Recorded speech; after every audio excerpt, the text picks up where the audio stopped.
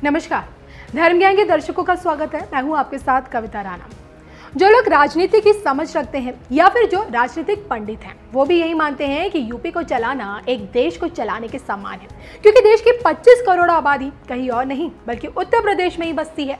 और ऐसे में जिस प्रदेश के मुख्यमंत्री भगवाधारी योगी आदित्यनाथ हो, उस प्रदेश को उत्तर प्रदेश से उत्तम प्रदेश बनने में वक्त भला कैसे लग सकता है। कहते हैं ना, प्रजा में राजा से ज्यादा राजा के दंड का भय होना चाहिए, और यूपी में भी योगी से ज्यादा अपराधी उनके बुलडोजर से खौफ खाते हैं।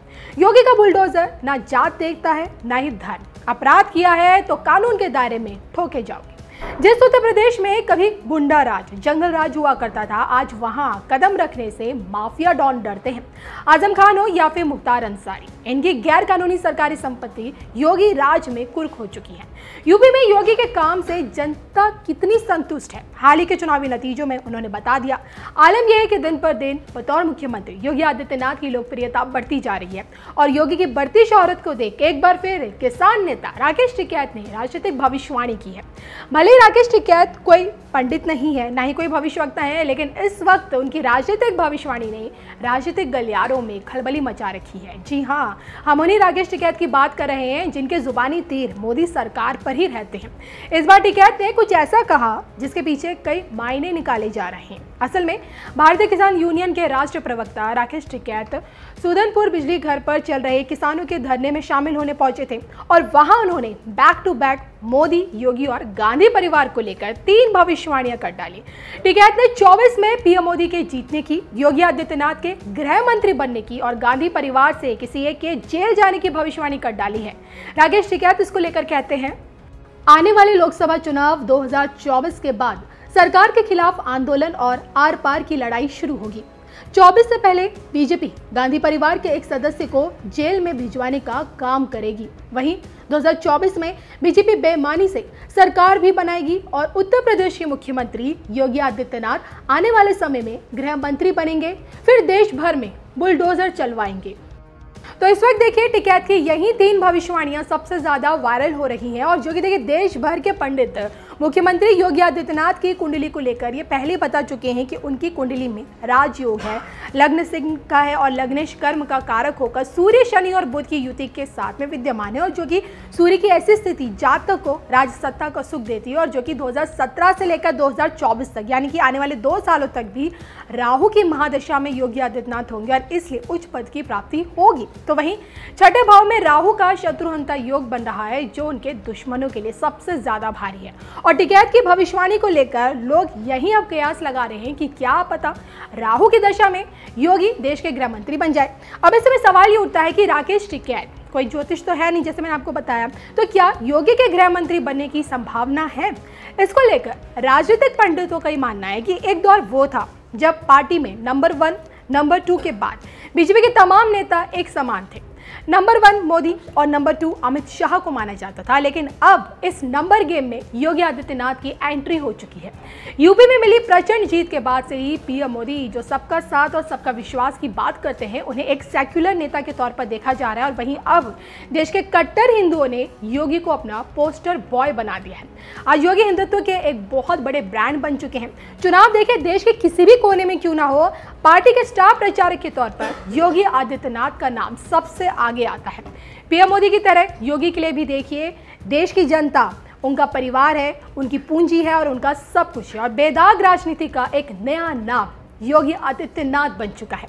तो अपने काम से देखिए, योगी आदित्यनाथ ने शोहरत के तमाम पैमानों को तोड़ते हुए सरकार और पार्टी दोनों में ही नंबर 2 की पोजीशन ले ली है।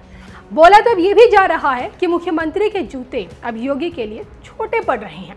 तो मोदी के बाद अगर किसी का नाम लिया जाता है तो वो सिर्फ योगी है, और ऐसे में 24 के आते आते किस्मत के सितारे योगी को देश का गृह मंत्री बनाएंगे या फिर आगामी प्रधानमंत्री पद के लिए मुख्यमंत्री तक ही उन्हें सीमित रखेंगे। बतौर नेता योगी आदित्यनाथ को आप किस संवैधानिक पद पर देखना चाहते हैं, कमेंट करके जरूर बताइए।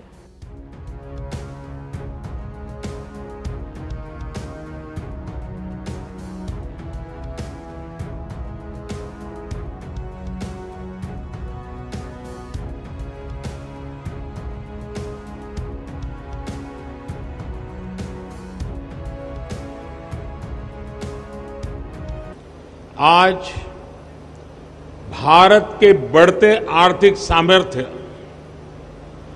भारत के बढ़ते तकनीकी सामर्थ्य और भारत पर विश्व के बढ़ते भरोसे के लिए ये दिवस बहुत महत्वपूर्ण है, एक अहम दिन है।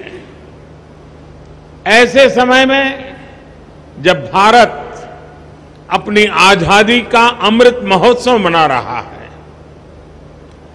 आधुनिक होते भारत के नए संस्थान और नई व्यवस्थाएं भारत का गौरव बढ़ा रही है। आज गिफ्ट सिटी में international financial services centre authority IFSCA headquarters building का शिलान्यास किया गया है। मुझे विश्वास है ये भवन अपने आर्किटेक्चर में जितना भव्य होगा उतना ही भारत को आर्थिक महाशक्ति बनाने के असीमित अवसर भी खड़े करेगा। IFSCA एक एनेबलर भी बनेगा, इनोवेशन को सपोर्ट करेगा और इस सब के साथ ग्रोथ अपॉर्चुनिटीज के लिए एक कैटालिस्ट का काम भी करेगा। गिफ्ट सिटी में NSE, IFSC, SGX कनेक्ट की लॉन्चिंग के जरिए आज ये शुरुआत हो रही है। साथियों, आज इंडिया इंटरनेशनल बुलियन एक्सचेंज उसको भी लॉन्च किया गया है। न्यू डेवलपमेंट बैंक के Indian original office, 3 foreign banks और 4 international trade financing service platform, इन सब के साथ अनेक महत्वपूर्ण पड़ावों को आज हमने पार किया है। इनसे 130 करोड़ देशवासियों के सामर्थ्य को आधुनिक वैश्विक अर्थव्यवस्था से जुड़ने में और मदद मिलेगी।